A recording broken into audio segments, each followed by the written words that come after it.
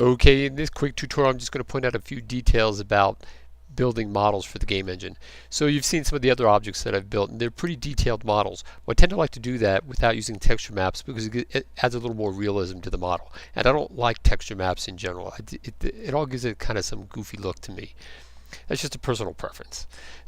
So in this case, though, this building, though, if we look at it, you can see it's actually quite low resolution. It's only 144 faces. And like I've showed in the previous videos, I've gone in here and I've cut out different areas and I've repasted in individual polygons, or though I've left some in here in case I want to place individual image maps onto each one of these polygons. I find that it's easier, like say for like a strip mall shopping center, it's easier for me to just come and take individual images and paste them on the individual polygons like this rather than trying to worry about map it onto a big giant area.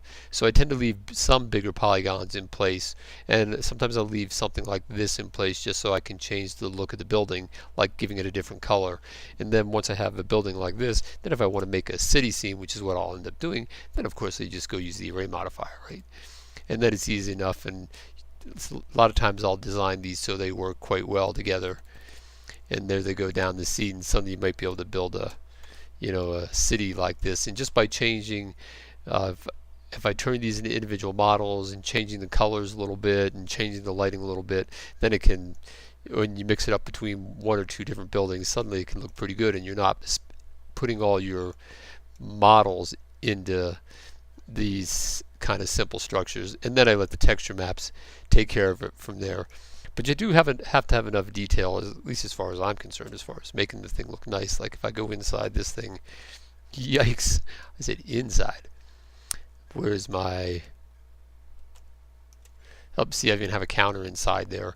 But that way I have, it's just a basic building with a counter, so when I run it, this could end up being, a bakery in some cases, right? Or it could be any kind of other store that you might, a boutique or whatever it might happen to be. So I'll tend to build these basic structures in advance, and then I can just lay these into the scene.